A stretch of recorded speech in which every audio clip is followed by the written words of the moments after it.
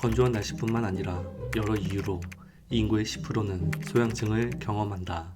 단순히 날씨 탓일 수도 있고 옷이 오르거나 벌레에 물리는 등의 이유, 혹은 건선이나 습진과 같은 피부 질환으로 간지러움을 느끼게 된다. 만성적으로 지속된다면 또 다른 이유가 있다. 몸이 가렵다면 의심해야 하는 질병 8가지. 요즘처럼 봄철로 들어가는 환절기에는 건조한 공기로 피부가 말라 가려워지기 쉽다. 뾰루지가 생기거나 부풀어 오르는 증상 없이 가렵다. 흡연자나 고령자라면 피부 건조로 가려움증이 나타날 확률이 더욱 높아진다. 피부 표면이 거칠어지고 갈라지거나 각질이 일어나면서 가려워지는 게 일반적이다. 수분 부족이 원인인 만큼 상태가 개선될 때까지 하루 3번에서 4번 충분히 보습크림을 발라주는 것이 좋다.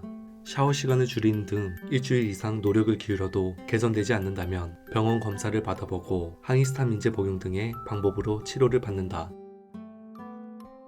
알레르기 반응이 일어날 수 있는 화학물질, 향수, 페인트, 털실 등과의 접촉으로 이 같은 피부병이 생긴다. 피부가 부풀고 물집이 생기며 가렵다. 하지만 알레르기 원인이 되는 물질과 접촉한 지 72시간 이상이 지난 뒤 나타나기도 해 알레르기가 원인이라는 사실을 눈치채지 못할 수도 있다. 몇 년간 잘 써온 제품이 갑자기 알레르기의 원인이 되기도 한다. 병원에서 어떤 물질에 알레르기 반응이 일어나는지 검사를 해보면 좋다.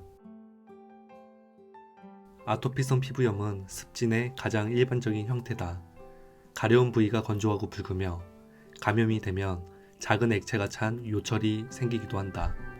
이 피부 질환으로 인한 가려움증을 예방하는 가장 좋은 방법은 역시 수분 보충이다. 따끔거리고 거친 소재의 옷과 뜨거운 물로 하는 샤워는 상태를 악화시키므로 피해야 한다. 이런 방법으로도 좋아지지 않을 때는 국소, 스테로이드 요법, 항히스타민제 치료 등을 병행한다. 건선의 대표적인 증상은 울긋불긋한 피부 발진과 비늘과 같은 각질이다. 이 외에 심한 가려움증과 피부 갈라짐으로 통증이 동반되는 경우가 많은데, 증상에 대한 불편함보다 건선 환자들을 힘들게 하는 것은 질환에 대한 부정적인 시선이다. 자가 면역 질환인 건선은 피부 세포가 정상 속도보다 빠르게 성장해 각질 세포가 과도하게 증식하면서 나타난다. 치료는 증상의 심각도에 따라 달라지는데, 바르는 약으로 국소 치료를 할 수도 있고 약을 복용하거나 복합 치료를 진행하기도 한다. 신장은 피부 상태와 무관한 것 같지만 만성 신장병이 있어도 가려움증이 나타날 수 있다. 가려움증은 넓은 범위로 영향을 미치고 밤에 더욱 심해진다. 신장은 노폐물을 걸러내는 청소 기능을 하는데, 이런 과정이 효과적으로 이루어지지 않으면 대사 산물이 쌓이면서 피부가 가려워진다. 근본 원인인 신장병 치료를 받는 것이 가장 중요하지만 가려움증 개선을 위해 보습에도 신경 써야 한다. 신장과 마찬가지로 간 역시 우리 몸에 독소를 제거하는 역할을 한다. 즉, 간에 문제가 있다면 피부를 가렵게 만드는 물질이 쌓인다는 의미다. 가려움증의 정도에는 사람마다 차이가 있고 스트레스가 많거나 밤 시간대에 좀 더 심해질 수 있다. 따뜻한 목욕과 보습은 가벼운 가려움증을 완화하는 데 도움이 되고, 좀 더 심각할 때는 약물 처방을 받아야 한다. 피부가 따끔거리고 얼얼하며 감각이 없는 듯한 느낌이 드는 것은 당뇨의 흔한 합병증인 당뇨신경병증의 증상이다.